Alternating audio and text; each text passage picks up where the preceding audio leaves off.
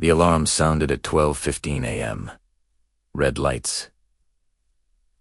Sirens. Computer screens flashing with data that should have been impossible. 5 incoming missiles. Launched from the United States. Impact, time, minutes. Lieutenant Colonel Stanislav Petrov.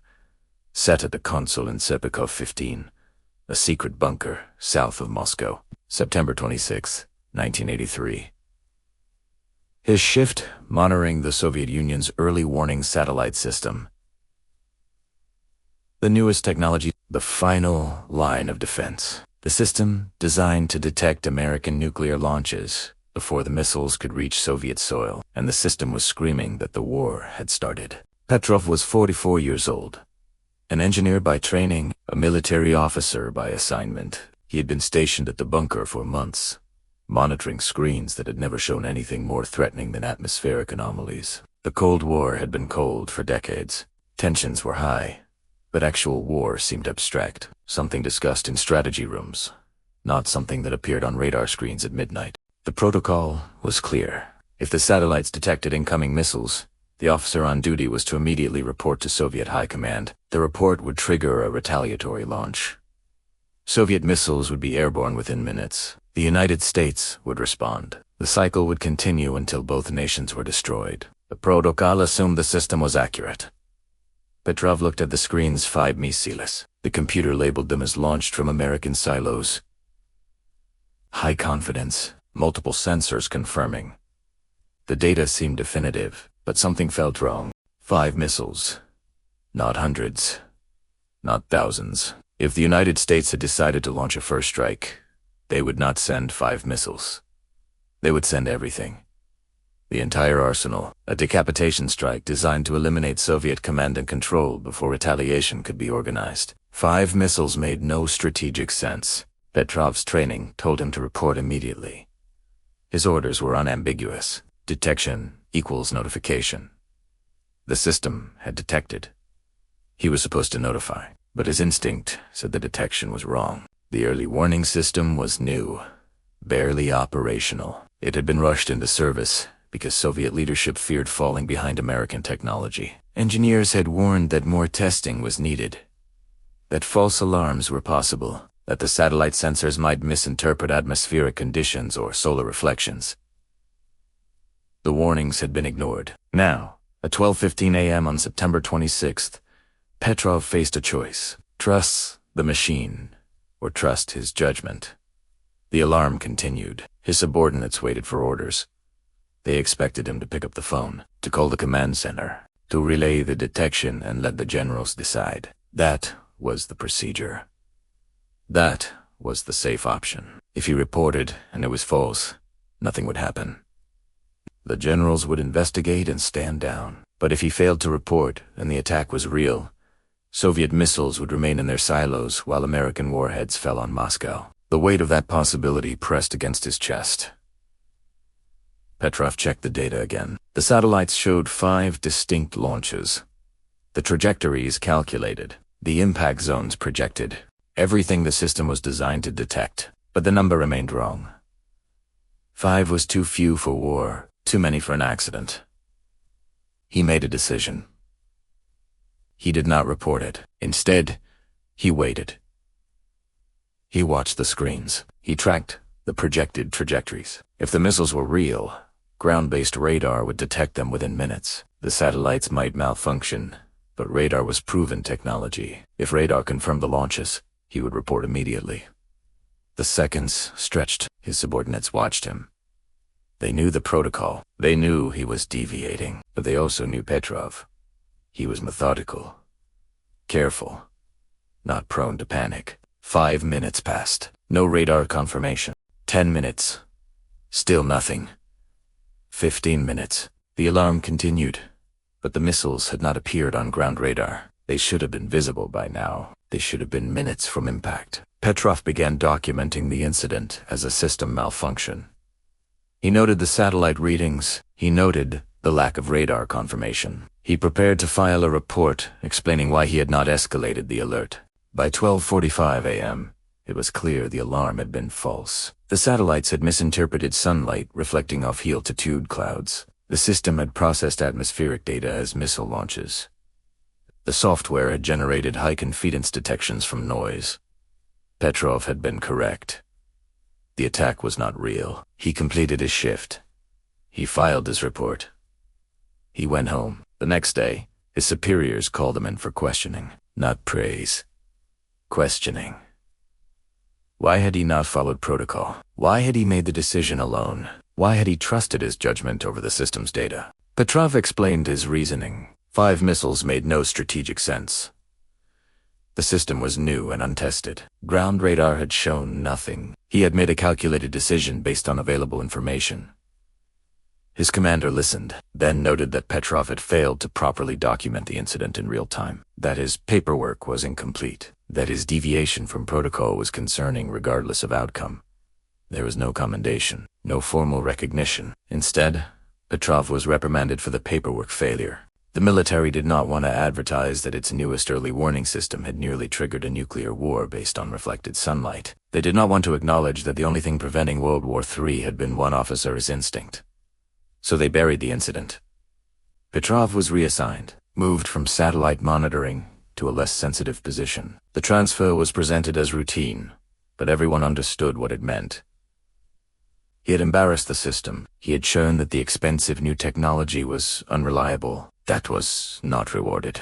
He was told informally that his career advancement was unlikely, that the incident, even though he had been correct, had marked him as someone who did not follow orders without question.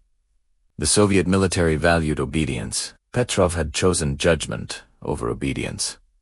In 1984, he took early retirement. He was 45 years old. A lieutenant colonel with a dead-end posting and no prospects for promotion. He left the military quietly. No ceremony, no mention of September 26th. Just a man returning to civilian life earlier than he had planned. 4 years. No one outside the Soviet military knew what had happened that night. The incident remained classified. Petrov did not speak about it publicly. He had signed secrecy agreements.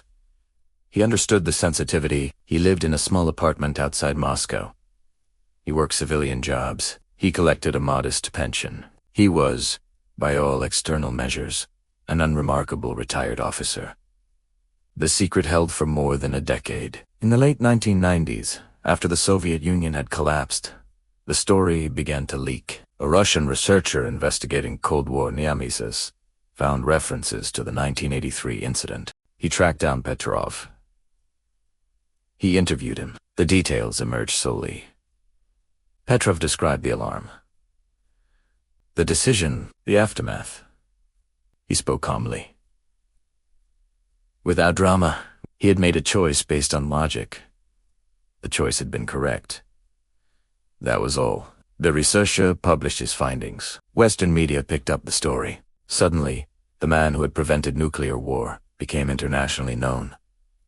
He was interviewed by journalists, invited to conferences. Hiro. In 2004, the Association of World Citizens gave him an award. In 2006, the United Nations invited him to New York. He met with diplomats. He gave speeches about the dangers of automated weapon systems, about the importance of human judgment in life-or-death decisions. But Russia did not honor him. The Russian military never officially acknowledged what Petrov had done. They never commended his decision. They never apologized for the reprimand or the forced retirement. Official histories of the Soviet nuclear program mentioned the 1983 incident only in passing, if at all. In 2013, Petrov gave an interview to a German documentary filmmaker. He was 74 years old. He lived alone. His health was declining. The interviewer asked if he felt like a hero. Petrov said he had done his job, that he had made a decision based on available information, that he had been fortunate to be correct. He did not claim heroism. He did not express bitterness about the lack of recognition. But when asked if he would make the same choice again, he hesitated. Then he said yes, but that he hoped no one would ever be in that position again. Stanislav Petrov died in May 2017. He was 77 years old. He died alone in his apartment. His body was not discovered for several days. There was no state funeral, no military honor guard. The Russian government issued no statement. News of his death spread slowly. International media reported it. Arms control advocates mourned. The United Nations acknowledged his passing. But in Russia, the response was muted. A small group of activists placed a monument in a park outside Moscow, a simple stone marker. It read, "The man who saved the world."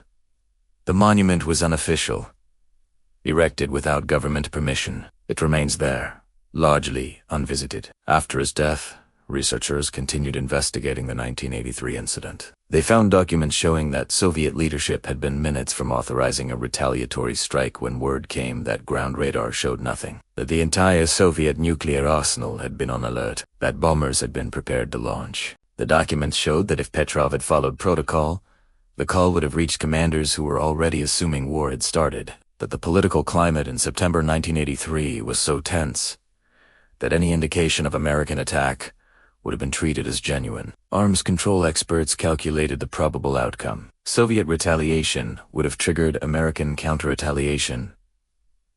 NATO would have responded. The exchange would have continued until both sides exhausted their arsenals. Casualty estimates ranged from hundreds of millions to complete human extinction.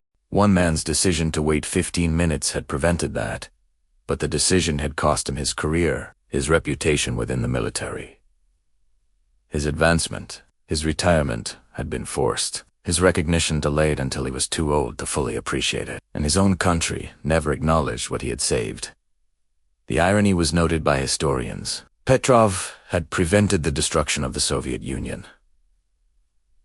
In response, the Soviet military had ended his career. The nation he saved refused to honor him while he lived. The paperwork he failed to complete properly that night was eventually declared. It showed that he had documented the incident, just not with sufficient detail for military bureaucracy. The reprimand that ended his advancement was based on formatting, not judgment. In 2018, a year after his death, a Moscow newspaper published an investigation into the incident. It revealed that several officers involved in the questioning after the event had privately believed Petrov deserved commendation, but publicly acknowledging his decision would have required acknowledging the system's failure. So they chose silence. The satellite system that had malfunctioned was eventually replaced.